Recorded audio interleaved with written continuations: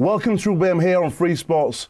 We're back for another action-packed show, and it's a history-making show, Jonesy. Unbelievable. This weekend, history was made. I think we're talking about the Challenge Cup final, obviously Catalan becoming the first French team to win it. And it's interesting because so many people, the big talk was how many people were going to be at Wembley, and they went round and round the houses, but as soon as you turn that on and seeing Catalan in front, you think, wow, this could be an amazing day, a real history-making day.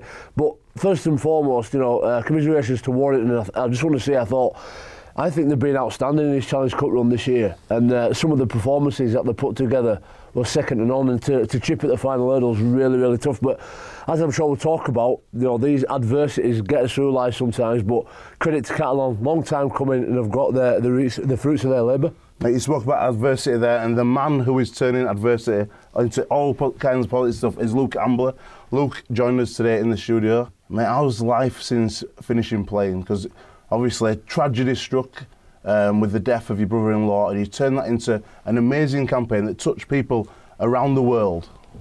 Yeah, it's been a whirlwind, to say the least, really. It was a big decision last year to quit rugby or retire from rugby at such a young age. I had a dream to play at 35, like probably most kids do, but I think I still left on my terms. It made that transition a little bit easier. I had a lot of things going on. Obviously, Andy's Man Club growing, my business I'd been running 5 years growing, and then a young family, so something had to give it end up, and it ended up being rugby. But yeah, it's been a complete whirlwind these last couple of years. Look, you talk about the last couple of years, the last 5, and the growth of Andy's Man Club. How's it changed and evolved and progressed over the last few years to where you are now? That first night when we got there were 9 men that turned up, which were, people were blown away by that could get 9 men in a room of different races, religions. To now we have, 250 men every week using it.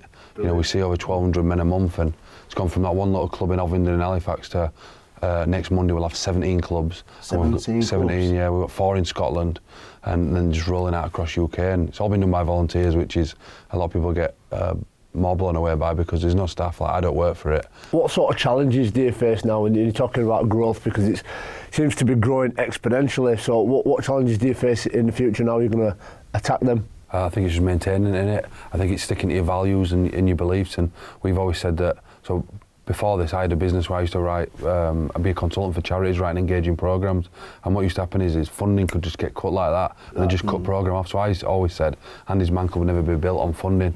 So that's why how we run our business, or our organisation, is it doesn't depend on funding. So our staff get cut tomorrow, the organisation still runs every Monday night. So it's making sure that guy in Hartlepool who runs that club runs it exactly the same as him in Halifax. Talking about growth there and how big it's grown over the last 4 or 5 years, how are you dealing with it? Because I imagine it's more pressure for you to perform, more pressure for you to manage. How's Luke Ambler dealing with it? It's just a differentiator too. So 5 years ago I started a business. So my mum's got a mental illness, real bad mental illness.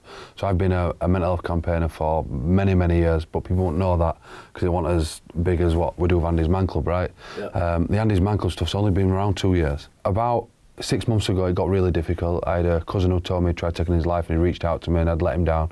I had a lass tell me that. I was getting phone calls in the middle at night. I'd been getting all this stick on social media locally about how it's okay to talk, I'd done more damage than good, and then about all sorts of other stuff. And then my cousin were saying that he'd struggled, this other lady who involved Andy's Man Club said she'd struggled, and it just got to a point where we were like, and then a young lad killed himself in Park across the road from my house, and I was just like, oh my God, this just does, where does it go? And then do you start to doubt yourself then?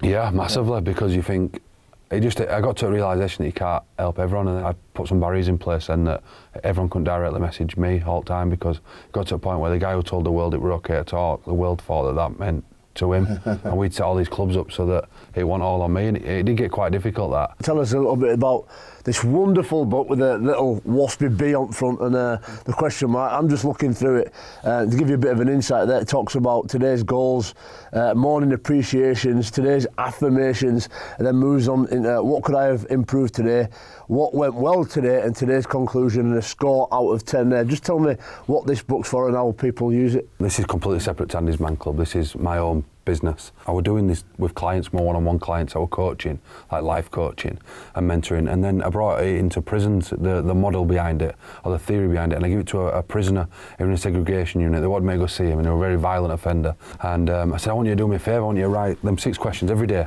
by the time now I'm back. If you do it by the time I'm back, I'll carry on working with you. So he said, oh, all right, Luke, of course I will. So he did it, and he was really good how he wrote it exactly as he was thinking it. So he was writing stuff like, guards pushing me buttons today, I fancy having a roll around with him, because I love having a scrap boss, but I'm not going to scrap today, I'm going to do that pad workout you give me, because I was giving him different stuff to do, like pad workouts when he felt like he wanted to brace someone. And he ended up going from smashing up every day, smashing up means like smashing his cell up or kicking off, to having one minor incident in a month. So after working with me for a month, he got his C-cat, which meant he got to go from a B-cat local, where he'd been causing a lot of havoc in segregation in Seg, to a C-cat, and they were all, prison were blown away with it. So leaving that day, I decided I really should have given him some royalties, because I left that day and made that. You made a massive decision, rugby-wise, to not go to the World Cup. How hard was that? When I left Leeds, a lot of people won't know, it was real difficult for me, real difficult. For whatever reason that was at the time, I ended up getting let go and ended up at my local team, Halifax. And I had a massive, I had a spiral. I've been a comfort eater since being 8 years old. After my parents separated, mum's car crash and mental illness, I became a comfort eater. When I ended up leaving Leeds, I went back to that and I started putting my mask back on. And the only person I really confided with was my stepmom, but I couldn't really tell anyone else. And I was struggling that I'd been let go and that my dreams had crushed. And then my mates, I couldn't tell my mates off because I'm a bit of a pedestal. And my missus broke up with me because I want a nice person to be around. And I just started going out drinking all the time with my mates. And then one night I ended up exploding, really, and I got a big fight in a nightclub. I ended up getting locked up, which a lot of people don't know. But I was sat there, and that's when What's Next came. It was Why Me? And I just realised how low we're getting. So when Halifax at the end, and I had all these stuff going on, I started to feel some of them feelings again. That it was just like weren't fulfilling me. Like I were, you know, I got more out of going into a room with a group of 10 kids, or you know, even or a 500 crowd that I was doing. It didn't really matter as long as one person was taking something away from my talk that I was doing. And this is completely separate to Andy's Man Club. I've been doing this a long time. I realised that when I was going in and doing this talk, I was getting loads out of it. So when my own mentality started to slip, it was still last year, wasn't it, at Halifax. It was a big decision. You know, I remember I took 2 weeks off away from club. I went away and it was like, what do I do here? You know, do I go back and be fake, really, because I was going around preaching to people, do what makes you happy, and I wasn't doing it myself, and it was a big decision, because I remember like the World Cup, we're always there, going to World Cup with in Australia were a big thing. I mean, even my missus said, you know, I've known you years, and this is like your 10th year as an Ireland international, you've been wanting to go, and it just got to a point where I said, no, I've got to quit, and I quit with no guaranteed income. You know, my bookings, I only had $3,000 of bookings between April and Christmas. My missus only just started her business, so, you know, and mortgages, kids, all that stuff, it was a massive, massive risk. But I had to do what I believe were right, and well, it swung round and ended up. Did you watch the big game this weekend? Where were you watching the Challenge Cup final? I was thinking of lying and saying I did, but I didn't. I've been out with my family this weekend. The issue I have now is it's like quality over quantity, time-wise, with my family. So I'm just trying to spend as much time with them as possible. So we were out this weekend. What a game, Jonesy, down at Wembley. We were down there, and before the big game, a real treat. You were fanboying on Martin Offiah last week, and we got to go down to his house. Yeah, I saw him a bit starstruck, actually. I don't get starstruck much. Bobby Golding once, I remember seeing him when I first ever played against him. He was at Salford, and that blew my mind as well at the time, a long time ago. This is unbelievable, mate. Honestly, about 45 minutes in length, put down to as neat as we could, but this is Martin Offiah's Wembley Memory Lane.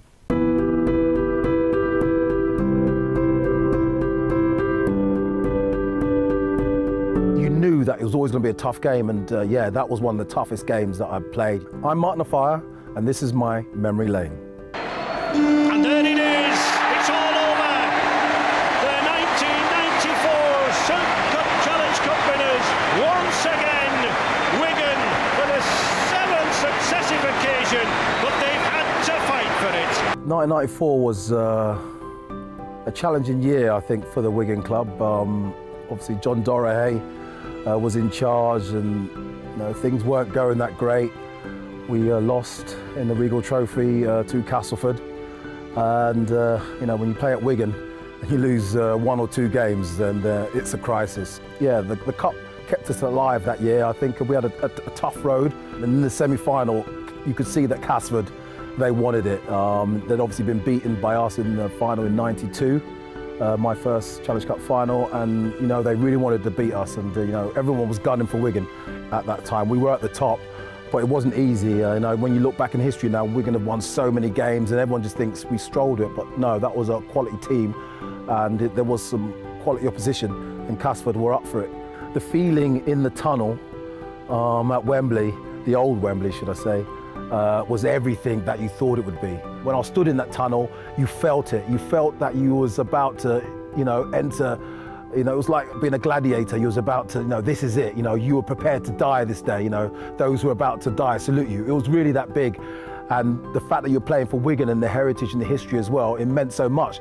But you were feeling all those passions and emotions, but you had to keep a lid on it. You know, you had to go out there and do a job, because if you didn't, then it wouldn't be remembered and then it would be all for nothing. So you'd come that far, you'd got to it, you know, it was the last hurdle, the biggest hurdle, and you wanted to do it. And it wasn't about being, you know, just about being there, you know, especially at Wigan. It wasn't about just getting to the final and enjoying it. It was about getting to the final and doing the job. Leeds had Jim Fallon on the wing. He was an England winger. You know, I'd never played for England, so I had that chip on my shoulder as well. So, you know, I was playing against you know, internationals. It's different now in rugby league. You know, back in my day, you know, I was playing against All Blacks, I was playing against Kangaroos, you know, I was playing against England, Welsh internationals. I was playing against people that had done so many things in the game of rugby union, which I hadn't achieved. To play against the likes of Jim Fallon meant a lot to me. You know, I had something to prove.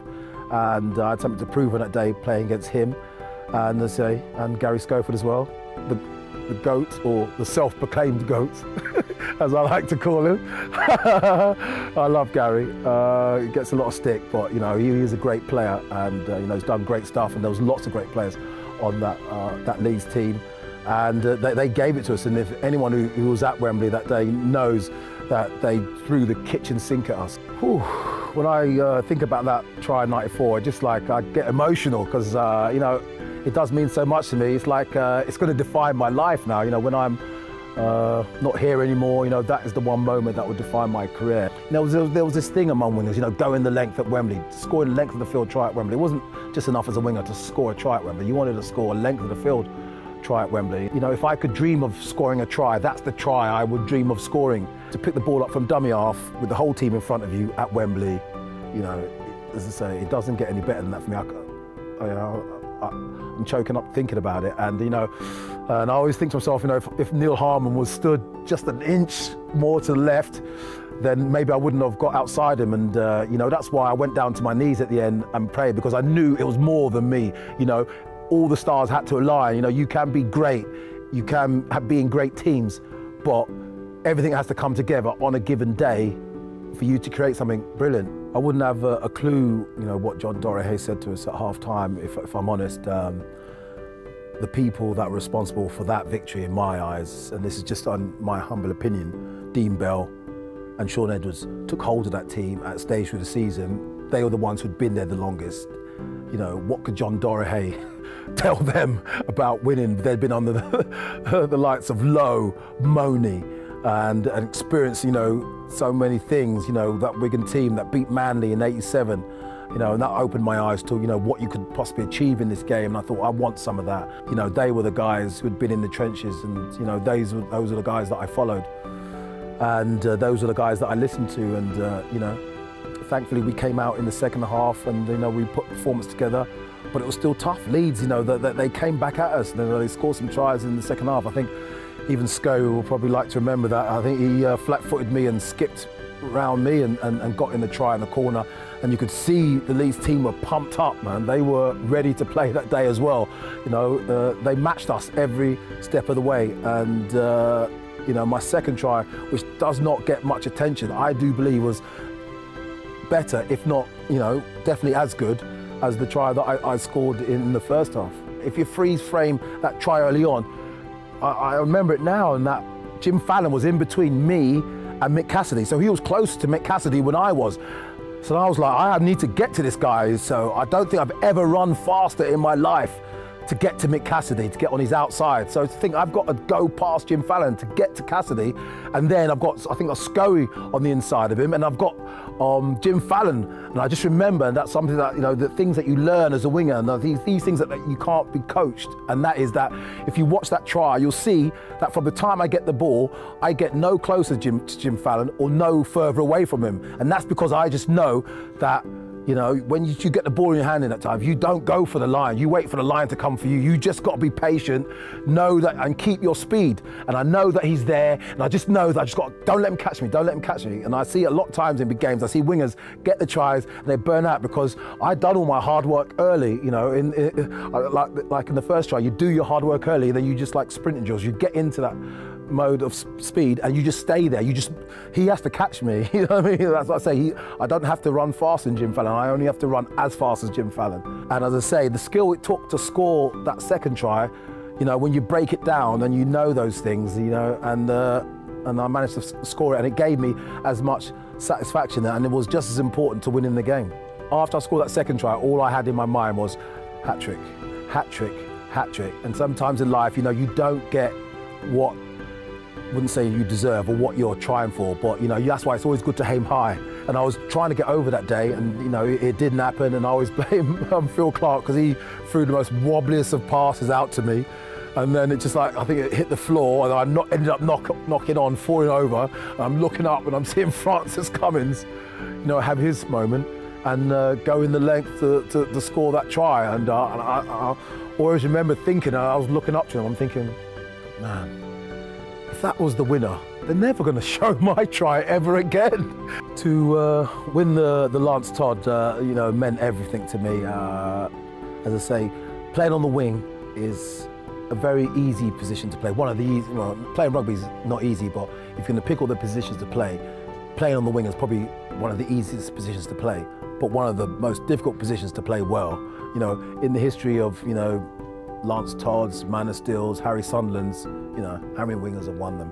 It's more scrum halves, centres, forwards. You know, there's very few wingers have won the Manor Still, very few wingers, to say, have won Lance Todd's, and so it was a great honour to you know, to win it twice. I think only a few people won it twice. You know, Longy has won it 3 times, I think, but he shared it with Wello one year, I think, so that only counts as half.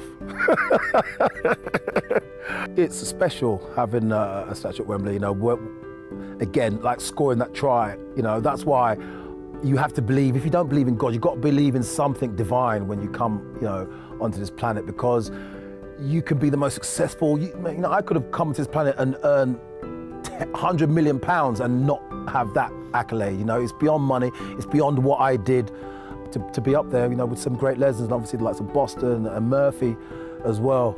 Gus Risman, you know, which charts the history, and sort of my sort of little part of it is sort of, I feel like a connection with the modern game, you know. It's like you have to be old enough, you know, you can't be too young to be on a statue. And you know, when I found out that I was going to be on the statue, I started to feel a bit nervous, you know, because it was going to be, I found out like, you know, 2 or 3 years before it actually came up. And then, you know, it made me start to be healthy, because I thought, I'm getting on a bit now. You know, I look quite young, but I'm like, you know, I'm well past 50. You know, and I was like, I want to be alive to actually see it. And you know, so yeah, you know, I love it, and my kids love it, and you know, they was like, oh Dad, can we go up and see the statues on random days and stuff like that, and like, it makes me smile when they say that, because it gives me an excuse to go, because yeah, I'm honoured. You know, rugby league has given me so much, and I've been blessed, you know, and I like to feel like I like to repay rugby league by, you know, doing the best I can within the sport, and I'm being an ambassador for the sport, and yeah, you know, going to play rugby league back in 1987 was the best decision I ever made.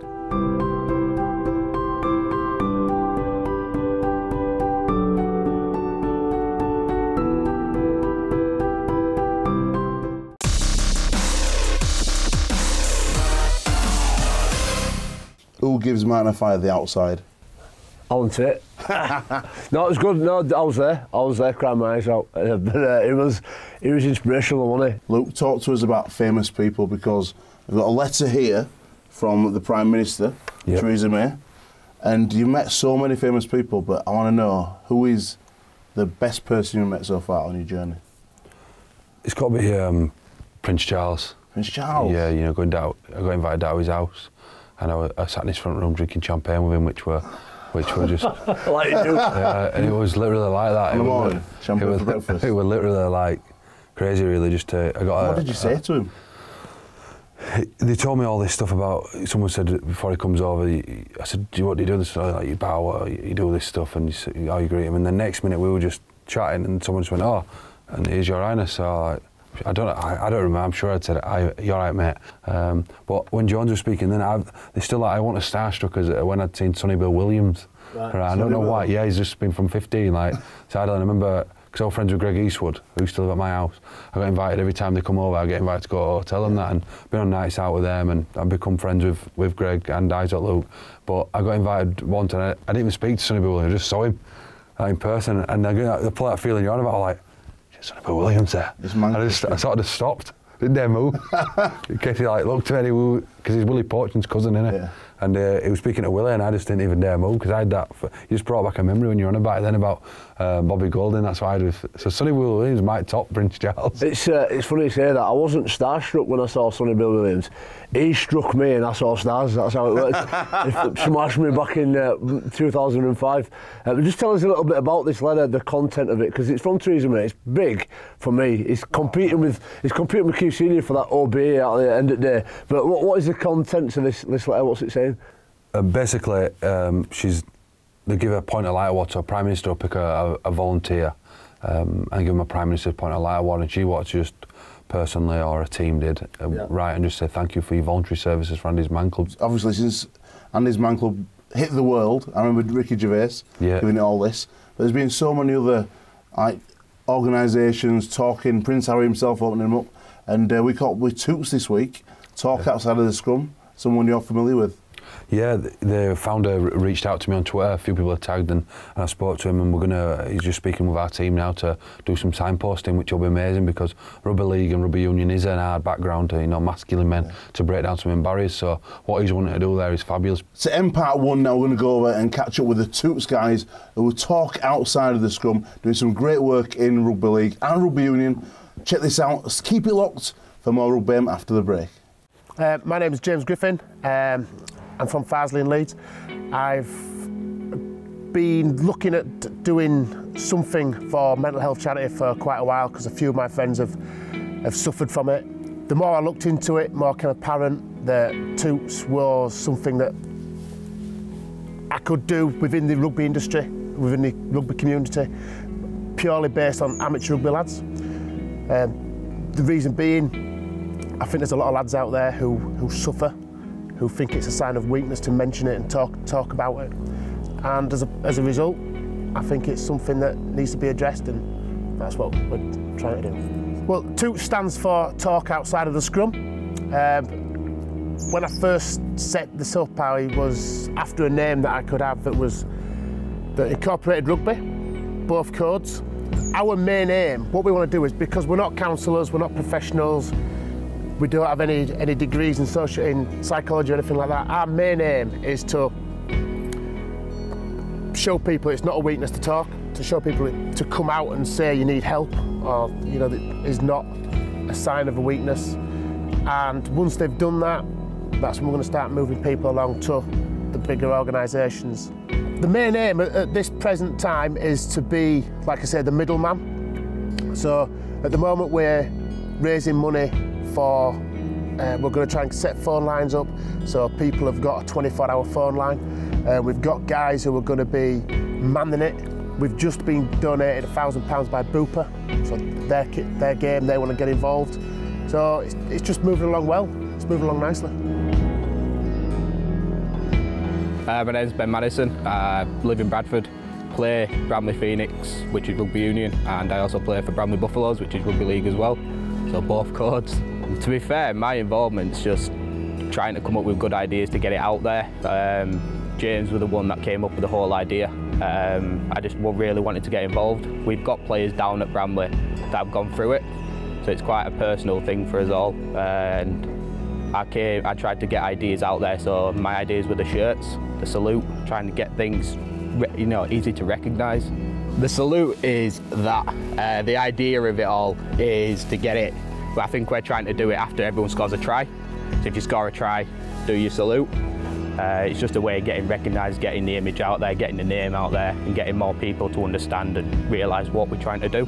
We just want to be that person that people feel comfortable coming to talk to, and then we can pass you on, kind of thing. So a middleman base.